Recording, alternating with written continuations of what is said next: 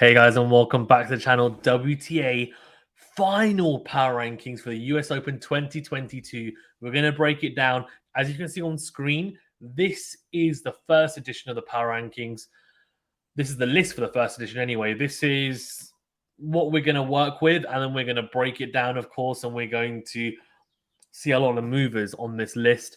It's going to be very tough to know who's going to be at number one, honestly, because I have no idea.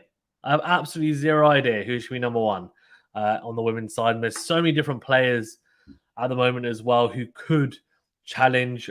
We've just had Cincinnati and Montreal, two really good tournaments. Halep, of course, winning in Montreal or Toronto, and Caroline Garcia winning in Cincinnati. So before we get into it, though, remember to hit that like button and subscribe if you're new. If you're watching on YouTube, if you're watching on a podcast platform, remember to leave a rating and review. Follow us, subscribe, all that good stuff. Thank you so much for getting involved.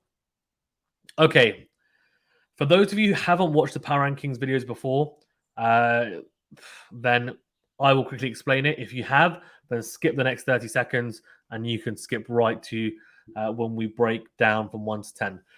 So, for those who haven't watched it and are wondering what the heck are Power Rankings and how do we do this? So, it's really a form guide, to be really, really blunt about it. It's a form guide. It's a guide of the most informed player to the 10th most informed player and going into a Grand Slam. So we do it before every Grand Slam, and normally do a couple of iterations, couple of editions of it. What does it cater in? It caters in the most recent results. So the last few weeks, for example, US Open Series, massive indicator, I guess, of someone's form going into the US Open, where it's going to be the same surface. Cincinnati plays relatively similar to the US Open nowadays. So that's a good indicator and yardstick. So we look at that. And we also look at the whole year as well. What have players' forms been like? What has a player's form been like throughout the whole year in 2022? And placing a little bit more emphasis on the Australian Open, given it's a hard court Grand Slam similar to the US Open. Yes, plays a bit quicker, but there's more comparability or more compatibility with the US Open than Wimbledon or the French Open. So that's how I see it. That's how I look at it and then judge, okay, who's in form and who's looking good, who maybe has dropped off a little bit. Then the third factor, which isn't as much of a factor, but I still have to cater it in, of course, is past results at the US Open. So if someone has, for example, won the US Open in the last 3 years, which hasn't happened on the women's side, but let's say it had, then they would get a big tick, right, from me to say, well, okay, they've got history of it. Why can't they come again and do it? Similarly, last year we had Raducanu win it, Fernandez in the final. That is catered in. Sabalenka made the semis as well. Sakkari. We'll have to look into that and see whether their form is backing it up. It's going to be interesting. It's going to be so interesting because I have absolutely zero idea. I haven't even thought about it beforehand. I wanted to think about it with you guys, talk it through with you guys, and also get your opinions on it in the comment section because I'm interested to know what your guys' lists are from 1 to 10. Who have you picked? Let's get into it. Number one. So number one is a very tough one and potentially one of the toughest. So as I said, Caroline Garcia won Cincinnati and Halep won Montreal. Swiatek was my number one last week, despite not having some good performances. Now, what we're going to also do is not just say, okay, well, this person made the quarters, this person made the semis. I'm also going to look at the wins that people have had and who they've lost to. And if that has any bearing. So Swiatek lost to Hada Maya in Canada and then lost to Madison Keys in Cincinnati. Madison Keys went on to make the semis of... Yeah, she made the semis, right, of Cincinnati. So it's not a terrible loss from Swiatek, but it's not a great one. She beat Sloane Stephens in the first round, which was a good win. Tight affair, 6-4, 7-5. Do we still have her at number one? She is one of the more informed players, given the fact that she won Roland Garros, she won the semi-finals of the Australian Open, and yes, she didn't do too well at Wimbledon, but that has less of a bearing, you could argue. The issue I have is I don't really know who else goes number one, because you could then look at one of the other Grand Slam finalists in Raducanu. Of course, Australian Open winner Ash Barty's retired, so we can't talk about her. But Raducanu made the quarterfinals of Cincinnati, losing to Madison Keys. She'd beaten Sharif, Muguruza, and Risk. Muguruza nowadays not really a great win on her resume, just because she's in terrible form. Lost Coco Gauff in the second round of Canada in 3 sets. And to be honest with you, it was a 3rd set tiebreaker, so unlucky there.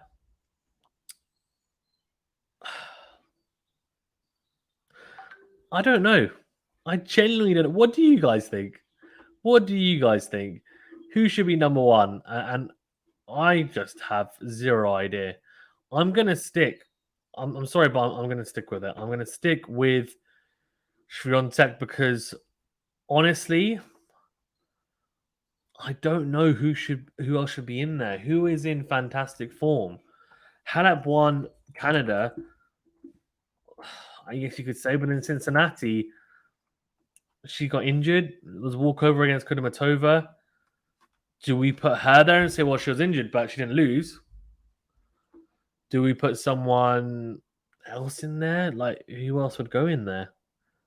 Caroline Garcia was in the Kvitova, made the final, but then Kvitova hasn't been that good this year generally. Yes, she can peak, and we know how dangerous she can be. She's explosive. She's a 2-time Wimbledon champion, but never won a Grand Slam on the other surface. She's dangerous, though. Lost in the first round to Alison Risk in Canada, and in Cincinnati made the final, beating Madison Keys, Tomjanovic, Jabeur, Kirsty, Teichmann.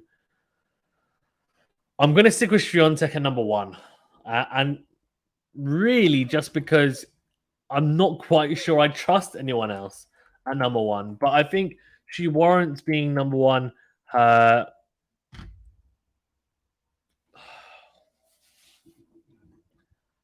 status as number one is correct right now. The big question mark is going to be her ability on the hard courts, and she seems to have gone off the ball a little bit. But what I'm banking on is her ability to raise her level for the US Open, really.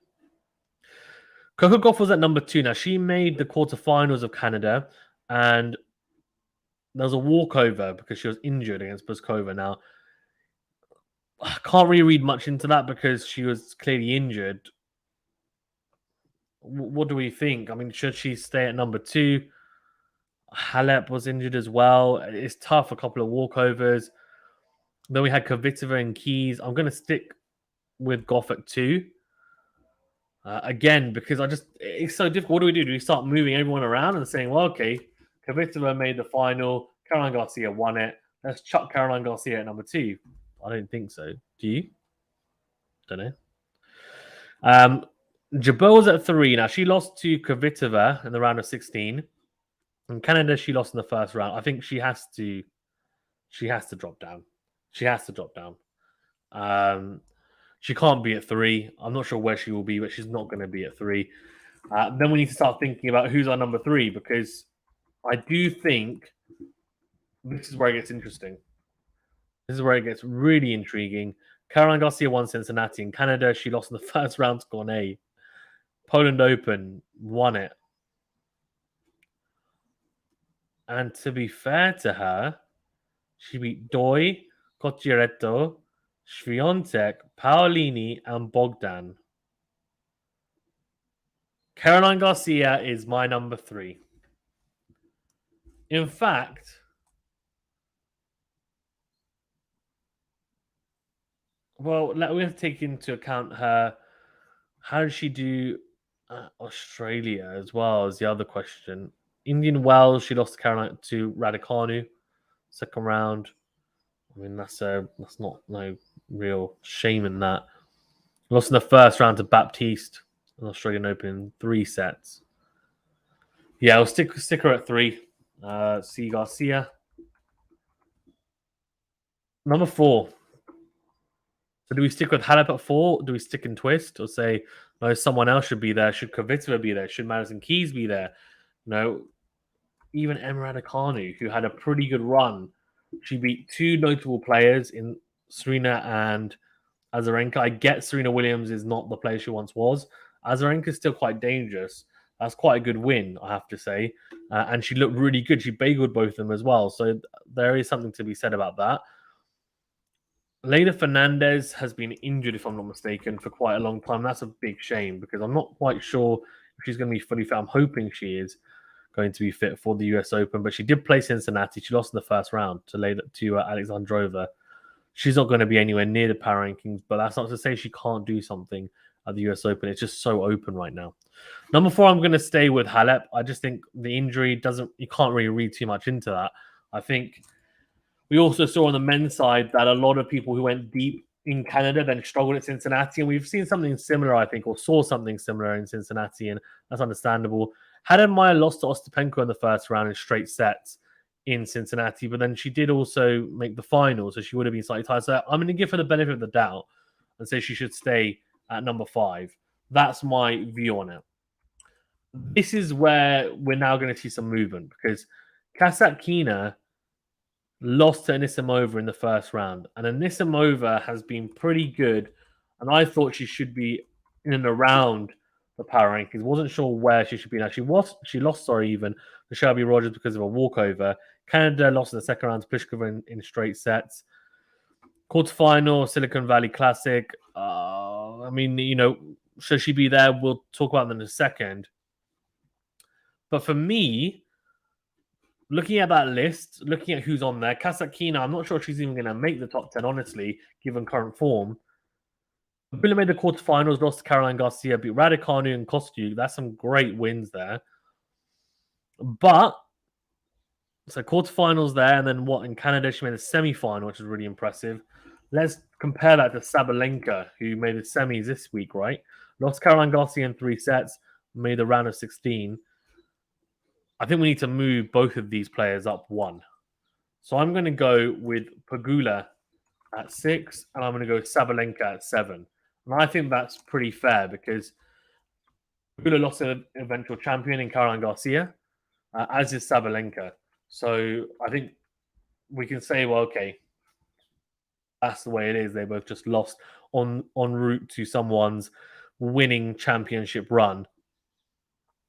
Then we talk about the others, and I think we do have to talk about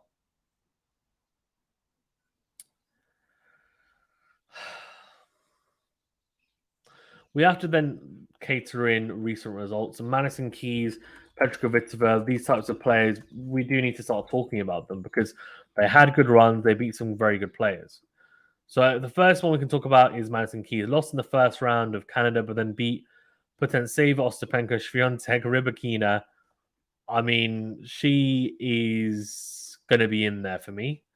And then we've also got Kvitova, who she beat at Cincinnati. She beat lost to Caroline Garcia, beat Madison Keys, Tomjanovic, Jabeur, Kirsty, Teichmann.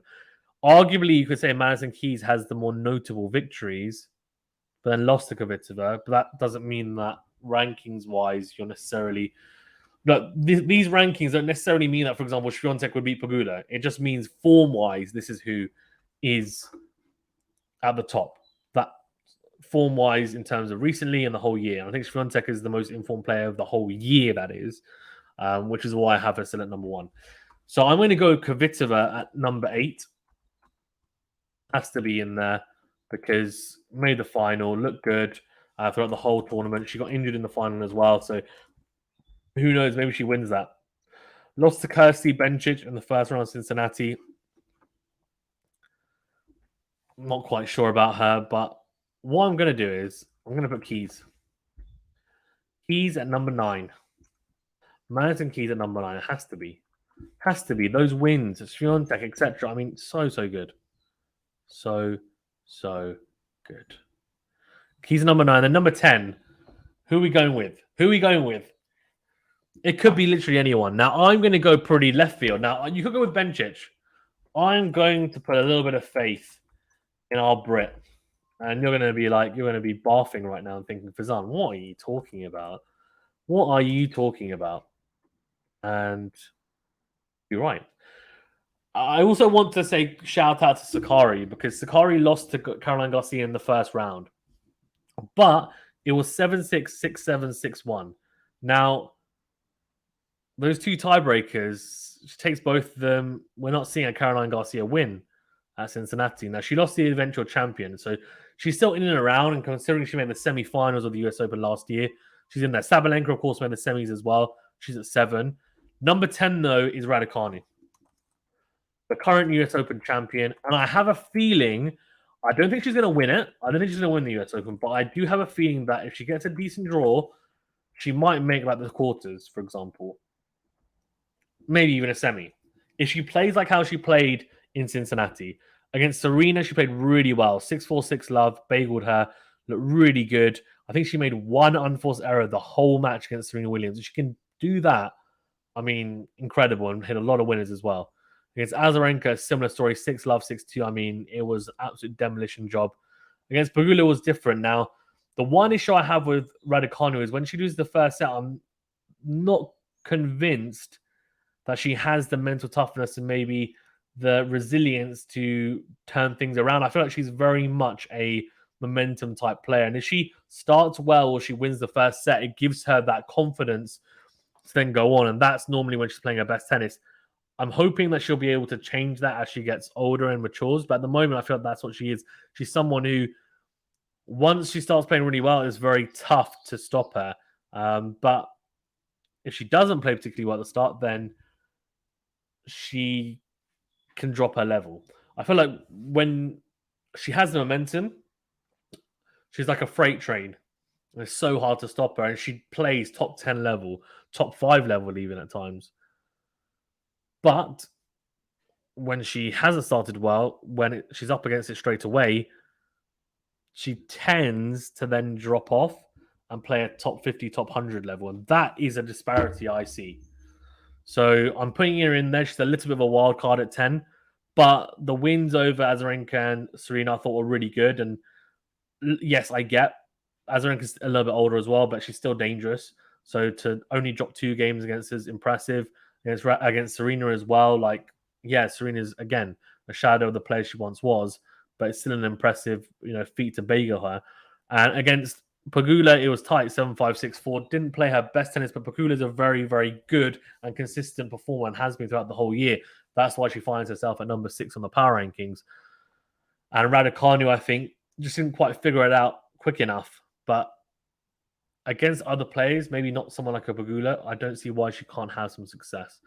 So that's my power rankings for the women's side. A little bit quicker than the men's side, to be fair. And the reason why is because when I'm going through this, it's just so open. But I think I've got Swiatek at 1, Coco Gauff at 2. So Swiatek at 1 because of her form really throughout the whole year. Her form recently hasn't been good, so she's lucky to hold on to the number 1 spot. But none of these players below her have really done enough combined recently and throughout the whole year to usurp her, to knock her off the top spot. Coco Gauff, I've got number 2, a French Open finalist, but also someone who has gone pretty deep in multiple tournaments, quarterfinals, semifinals, etc. Caroline Garcia just won Cincinnati, also won the Poland Open, beating Swiatek and a few other very big names. Lost in the first round of Canada, but as we've seen on both the men and women's side, a lot of people that did well in one tournament didn't particularly do well in the other tournament. Halep won Canada, then had a walkover, retired even in Cincinnati. So can't really look too much into Cincinnati, but she's obviously in some good form given she won in Canada. So she's at 4. Halep Maya made the final in Canada and then lost in the first round to Ostapenko, who is very dangerous. No shame in that. And again, would have been slightly tired, you'd imagine. Also had a good grass court swing, different surface, but she's clearly found a bit of form this year. And Pegula's, who's been probably arguably the most consistent player this whole year, Pegula. Really has been just consistently making, quarterfinals, semifinals, and really, really impressively just putting together a very good resume of events where she has gone deep in pretty much all of them and doesn't tend to lose in the first, second round, doesn't tend to get upset. She does well to, I think, carry through in tournaments. And I'm quite impressed with her ability to go deep consistently. The next step, of course, is to win titles. Sabalenka, 7 semi-finalists at the US Open last year, and also someone who made the semis this year as well at Cincinnati. She's found some good form, which is great to see. Lost in 3 sets to the eventual winner, Raducanu Garcia. So let's see how she gets on. Then Kvitova, the finalist in Cincinnati. A bit of a wild card as well. Same with Madison Keys. Both haven't played that well this year. Played well in spurts and then not really set the world alight, but have some really, really recent form going into the US Open. Then I've got Raducanu, and this is more, again, some recent form. Losing in the end to Pegula, who lost to Raducanu Garcia. So Pegula, as I said, are very, very solid. So not a terrible loss, or even. But Raducanu, also the champion, going back to New York, she'll have some good memories there. I don't think she'll feel a lot of pressure because I don't think a lot of people expect her to do too much. They don't expect her to win, I don't think, anyway. So she'll probably go there and it will be more of a fun experience, hopefully. But I have a feeling she'll do okay. But you never know. She could get a terrible draw, and then it becomes difficult, and you can even go out in the first round. So that's my power rankings, my final power rankings for the US Open 2022. Let me know yours. What do you agree with? What do you disagree with? Who do you think should have been included that wasn't? Let me know. I'm interested to know your thoughts.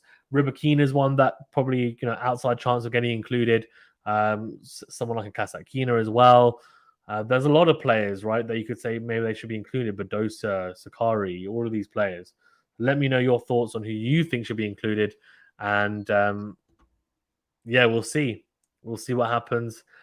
We've got so much content coming out, so make sure you hit that notification bell and also like the video, subscribe if you haven't done so already.